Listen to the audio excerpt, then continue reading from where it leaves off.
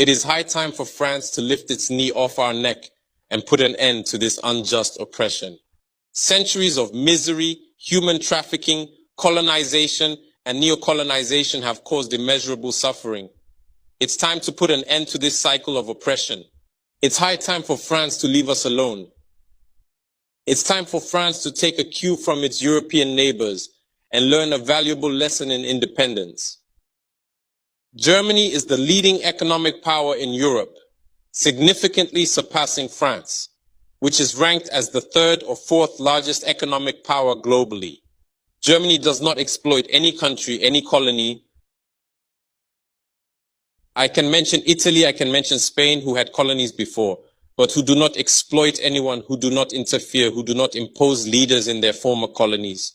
On what grounds does France believe it can continue to impose leaders on us and make choices on our behalf? This must come to an end. And the emerging Africa, the African youth, the African elites, and the African diaspora all stand united in saying no, it cannot continue any longer. France's hypocrisy is evident and pervasive in daily life. Let's examine the cases of Mali and Chad as prime examples of this hypocrisy. In Chad, where the constitutional process has been interrupted, France applauded and its president visited to officially consecrate the new king's coronation ceremony.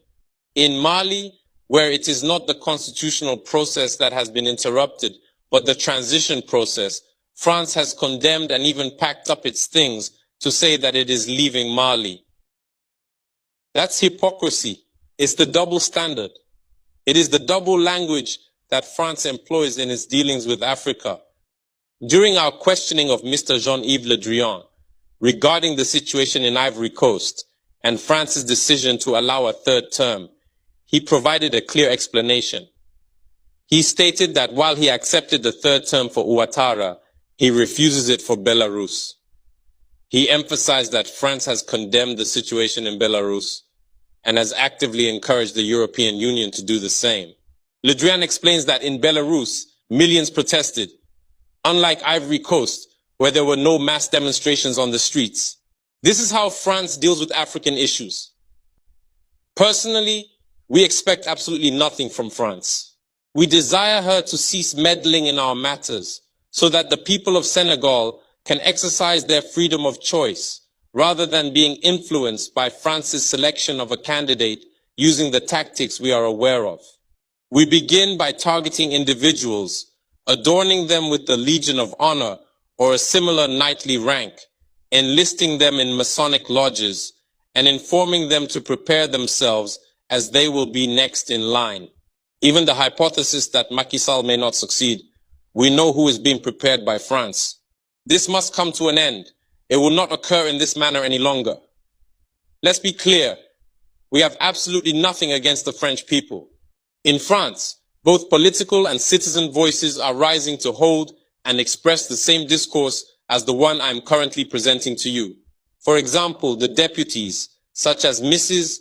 Frédérique Dumas, who regularly speaks on the platform of the Assembly, who regularly writes to the Minister of Foreign Affairs, since she is a member of the Foreign Affairs Committee, to raise this unfair behavior of France towards Africa, hold the same speech as us. The same Mr. Jean-Luc Mélenchon, Jean-Paul Lecoq, André Chassaigne, all deputies, hold the same discourse as us, and hundreds of other voices.